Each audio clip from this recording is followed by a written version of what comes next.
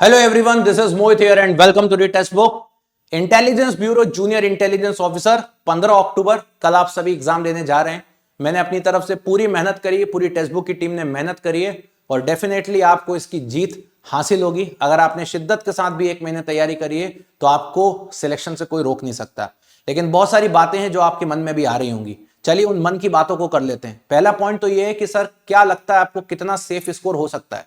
Last time की बात करें, बच्चे अनअवेयर थे। मैं खुद भी लास्ट टाइम सिलेक्टेड हूं। बच्चे बहुत ज्यादा अनअवेयर थे, बच्चों को सिलेबस के बारे में पता नहीं था। इवन इस बार भी बहुत सारे बच्चे ऐसे हैं जो गुमराह हो गए इस चीज को लेकर के कि फिजिक्स वाले बच्चों से फिजिक्स पूछेगा, इलेक्ट्रिकल वालों से इलेक्ट्रिकल, तो गुमराह हो गए और उन्होंने अपने पूरे के पूरे 1 महीने को वेस्ट कर लिया। लेकिन कुछ बच्चे ऐसे हैं जो शायद मेरी बात को मानते गए और अभी तक वो ट्रैक पे चलते आ रहे थे और उन्होंने चीजों को एग्जीक्यूट किया। और उन्हीं बच्चों से मैं बोलना चाहूंगा क्लियर कि आपको कितना सेफ स्कोर लेकर के चलना चाहिए, क्या आपने पढ़ा उसके बेसिस पर और क्या आईबी के इस प्रारूप के ऊपर होगा। सबसे पहले तो बात समझते हैं, लाख बच्चों ने फॉर्म भरा है, 1 लाख के आसपास। उसमें से अटेंडेंस जो नॉर्मली किसी एग्जाम में रहती है वो 60 से 65% होती है, लेकिन इस एग्जाम में अटेंडेंस और भी कम होने वाली है। उसके पीछे का रीजन है क्योंकि 1 महीने में तैयारी करना बहुत सारे बच्चों के लिए पॉसिबल नहीं था। बहुत सारे बच्चे अलग अलग फील्ड के थे और उन बच्चों ने 5, 10, 15 दिन ही तैयारी करने की कोशिश करी और उसके बाद उस तैयारी को लीव कर दिया। ऐसे काफी सारे बच्चों को मैं भी जानता हूं।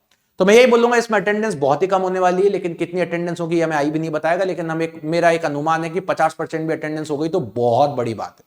दूसरी बात, तैयारी के ऊपर चलते हैं। तो अगर मेरा एक परसेप्शन है, जितने बच्चे इस देश में तैयारी कर रहे हैं उसमें से जेन्युइनली जो मुझे लगता है वो करीब करीब एक 1,500 के आसपास बच्चे ऐसे हैं जिन्होंने जेन्युइन तैयारी करी है, जिनको मुझे लगता है कि अप्रॉक्स इतने ही बच्चे हैं 1,500 से 2,000 जिन्होंने जेन्युइन तैयारी करी है। और ये बच्चे अगर अच्छा पेपर करके आते हैं तो मैं आपसे बोलता हूं कि आपका सिलेक्शन कोई नहीं रोक सकता, क्योंकि हम कंटिन्यूअसली हर पैरामीटर पे देखते हैं कि आपने कितने बच्चों ने टेस्ट दिए, क्या टेस्ट सीरीज है। ऐसे ही तो कोई पढ़ के पेपर देने चला नहीं जाएगा, कुछ ना कुछ तो करके जाएगा ही। तो उस हिसाब से मेरा ये एक आंकड़ा बैठता है और मुझे ऐसा लगता है कि अगर आप कल पेपर देने जा रहे हैं तो आप ट्राई करें कि 24 से 25 नंबर के बीच में आप रीजनिंग में से लेके आने की कोशिश करें। आप दें समय, उसके बाद आप अपने ब्रांच के पेपर के क्वेश्चन सॉल्व करें। जो सीएस वाले बच्चे हैं वो सीएस को अटैक करें, जो इलेक्ट्रिकल इलेक्ट्रॉनिक्स वाले बच्चे हैं वो इलेक्ट्रिकल इलेक्ट्रॉनिक्स को अटैक करें। और कोशिश करें आप रीजनिंग और आपकी खुद की ब्रांच जो है उन दोनों से ट्राई करें कि उन दोनों से आप बेहतर तरीके से करीब करीब है ना, उन दोनों से आप बेहतर तरीके से करीब करीब है ना 48 प्लस नंबर आप केवल इसी पर्टिकुलर पोर्शन से लाने की कोशिश करें। इसके बाद जो दूसरी ब्रांच है वहां से भी आपने कुछ हद तक थोड़ा बहुत पढ़ा होगा, तो वहां पर आपको एक एज दे सकता है। अच्छा, हो भी सकता है कुछ बच्चे इन्हीं दोनों से मिलके ही 50-55 नंबर ले आए या 60 तक पहुंच जाए, ये भी पॉसिबिलिटीज है, कोई बड़ी चीज नहीं है।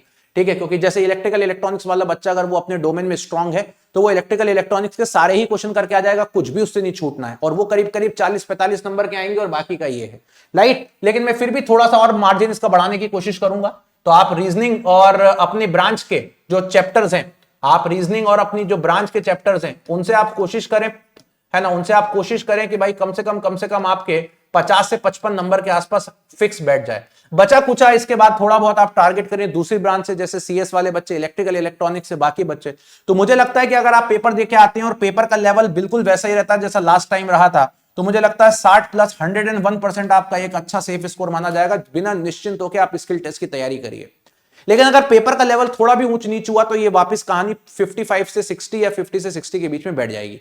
लेकिन बिल्कुल भी इस उम्मीद में मत जाएं कि कट ऑफ आपका 80 के ऊपर चला जाएगा या 80 के ऊपर चला जाएगा या 65 के ऊपर चला जाएगा। इस मामले में इस पेपर का कोई कट ऑफ नहीं जाएगा, तो ये एक ठीक ठीक स्कोर कहलाएगा, ये ध्यान रखिएगा। ट्राई करें अपनी ब्रांच में और रीजनिंग में नंबर लाने का। इसके अलावा मेरी तरफ से ऑल द बेस्ट, मेरी तरफ से बेस्ट विशेष है।